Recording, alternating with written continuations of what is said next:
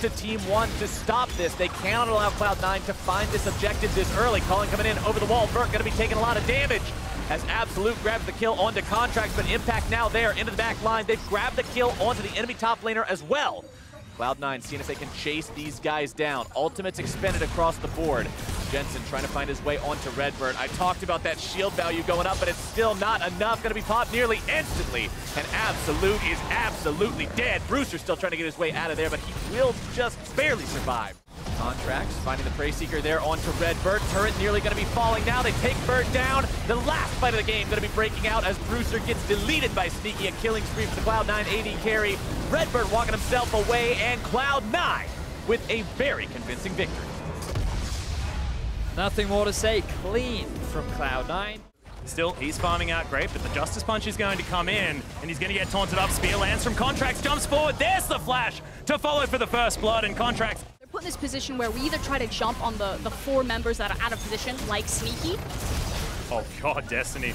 Didn't necessarily want to take that fight in the end, as Impact is going to teleport forward. Good Howling Gale's actually is going to knock him up. It was actually a rupture. He's just going to get eaten. Jensen comes down. They're going to trade 1-for-1 as Contracts grabs himself yet another kill. The Justice Punch is good onto Fantix. Valkyrie's himself out of the way, so he's going to be relatively safe. As Chippies is launching forward, he's actually quite tanky now. As King, that was a little bit over-aggressive. Flashes out. He's going to be fine for the moment, but he probably didn't need to use his summoner just there, and it's a 1-for-1 in the end. And the perfect ult, and it needs to be followed up by the perfect Fantix damage if Direwolves want to stand a chance here. Otherwise, it's just going to be a slow, suffocating crawl for Cloud9. Yeah, and King, he's just taking so much damage. Phenomenal taunt comes down for Jensen, who's really playing this Galio like a man who's been playing it all split, and he certainly hasn't. Contract's going to finish off Schernfire. And C9, it's like this mid-jungle duo are always going to have someone who gets all the kills, and this time it's going to be Contracts with Jensen just setting them all up for him. The Nexus turrets are now going to be falling down as C9 27.5 minutes into this game and looking to put the final nail in day 1. And certainly the statements have been made. Direwolves, they were talking the talk, but the walk was more like a limp today. We'll see whether day 2 is going to be better or whether their game to finish out the night is going to be better as well, because that wasn't enough. And C9 look so dominant in this group. Already going aggressive in comparison to what we saw from Brewster as well. Well, he does have the Elise on this side too, who's level 3. Gonna get in there on Jensen. Yeah, Repel is going to come down as the rep up is slowing Jensen. The flash goes forward. The Cocoon. Max range, but the cleanse comes in. Forlan in trouble. Sub 100 health, and that's first blood for Jensen. Contracts in trouble, Mark. He wants it. Does he have the volley? No, he doesn't. And Cloud9 2-0 to start things off. Elise is here. Sejuani is here. Surprise. Elise is here 2 seconds later, and now they're gonna try it again. There's the Cocoon. Yeah, good movements forward, but it's not going to be enough here for Marv. Jensen just moves his way in. That's going to be an easy 3rd kill for C9. Repel comes down, but there is not a lot of locations for him to go, and an easy double. Now Jensen already off to a flying start. 100% kill contribution. 3-0-1. Do have the Realm Walk to come in, but it is interrupted, so Jensen not going to have that opportunity. Nice double knock-up comes in. As Vert does have to get himself out of the way. Forlan survives for longer than he probably should have, but does eventually fall down, and Sneaky says no to Redbird. No more jungler available. C9, pretty textbook move towards the Baron. 21 minutes now into the game, as this could be the final team fight moving forward.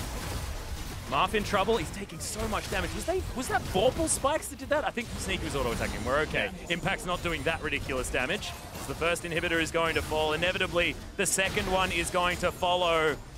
And this has been utter dominance. 15,000 gold the lead. The point-blank ultimate is going to land, and that is no more Talia. Forlan also going to fall down almost incidentally once more, and Bert, he's in trouble. That's 4 swift kills. Absolute no options whatsoever as Impact. He looks basically unkillable. He's at low health, but who even really cares? That still means he's got about 1,000. Nexus turrets now taking fire, and Absolute just has to look on as his base gets decimated. C9, you thought they looked good on day 1. They look damn good starting off day 2.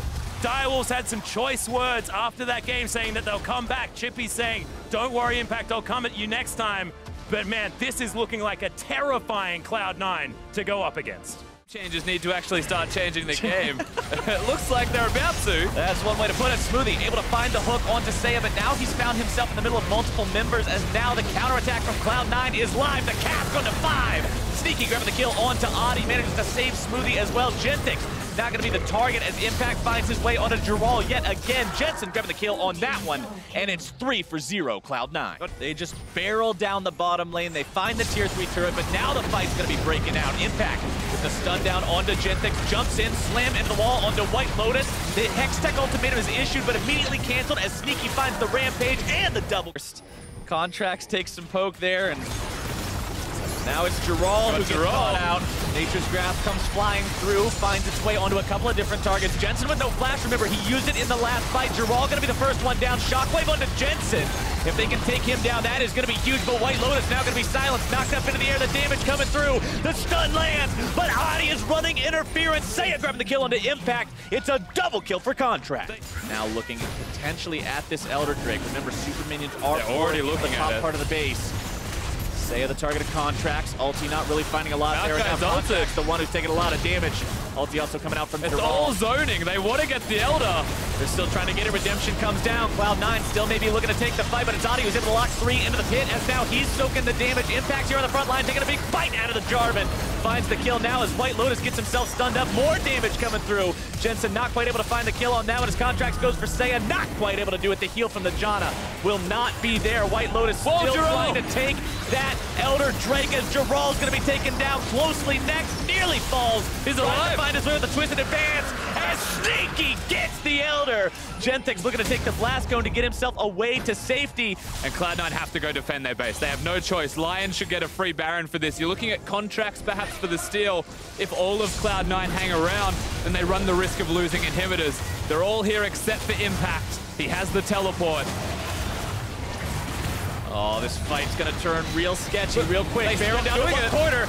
Cloud9 now finding themselves here in the pit. Impact and Contracts both hanging around. Jensen over the wall as well. Impact grabbing the Secure onto the Baron with the Cho'Gath Feast. But now where does the fight go from here? Sneaky's got to be careful. He can't afford to walk into a Shockwave. Contracts on the front line. Gargoyle Stoneplate to keep himself alive a little bit longer. Jensen down below half HP. Impact is still stuck in the pit. He secured the Baron for his team, but he's going to be the sacrificial lamb as the minions pour into the Cloud9 base. They take down the bottom lane inhibitor. The teleport into the top lane. It's 2 inhibs down for Cloud9. And a big flank from Giral. Giral shows up. He's got very little mana here on the front line. He might be able to lock down Sneaky the Shockwave. Not going to be finding anyone just yet. Sneaky's going to have to find an immaculate amount of damage in this fight. Lion looking to push up into the Cloud9 base. Gentix gets himself taken out by Jensen. But Impact is looking. Impact is going to walk his way down. Sneaky's also rotated. Cloud9, they don't want the Elder to go. Contracts is way too close. He's going to be singled out and bursted down before he can do much of anything. The shield going to be keeping him alive. He's still alive. Adi now here in the pit trying to defend, be the front line of Team Lion, but Sneaky's able to find free firing time. Giral now going to be the tank. Nobody dead so far. Cloud9 still looking to make this fight happen. The route out on a Giral. White Lotus. They got him. Goes down to Jensen's burst. And Jensen comes up with a hero play. Cloud9 still with no health to their names. No Warmogs on the Cho'Gath. He has teleport. He might want to recall. The waves of health. Inhibs are up. Hanging around. Side lane inhibitors back up for Cloud9. Adi over the wall. May look to go in. Steal this with the Blast Cone. Comes over the wall. Reset. The Drake may reset here. It does slightly. Adi has to go back with the flag and drag. Cloud9 pulling the Drake out yet again to make sure they secure it, and they do. Lion likely recognizing this. That's why they're making this fight happen now. Jensen losing 3/4 of his HP to the combo from Seiya. However, that means the Shockwave cannot be used in the upcoming fight. Positioning now, much less of a concern for Cloud9. They don't have to worry about walking into those.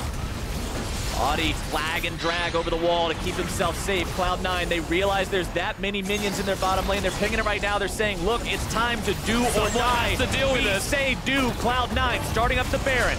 Got it down to about half HP. Nature's Grasp comes out from the Maokai, trying to lock these guys down. Contracts coming in. The QSS Finds was the back. ulti, but the QSS was back up. White Lotus going to be kept alive for now. Tanks on the front line doing exactly what their namesake says.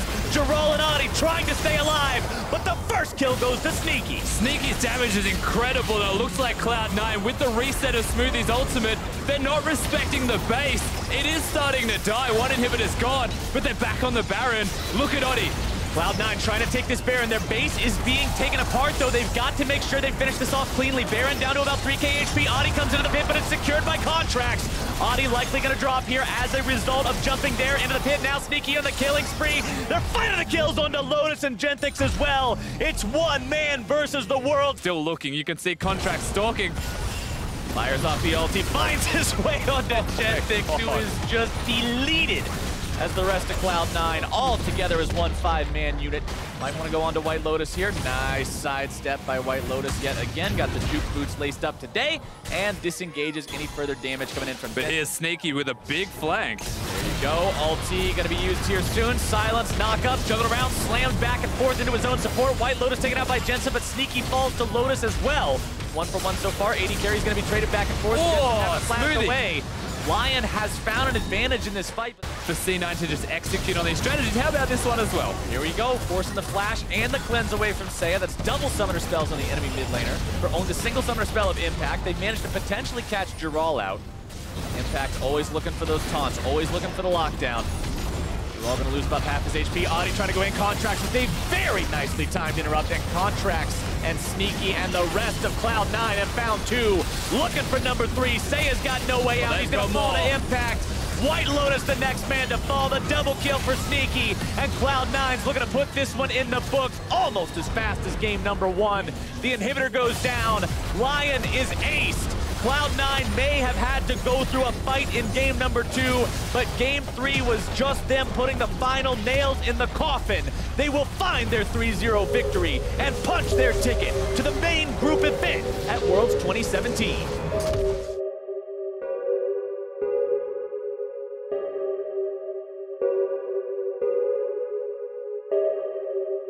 Oh my, I'm out my mind.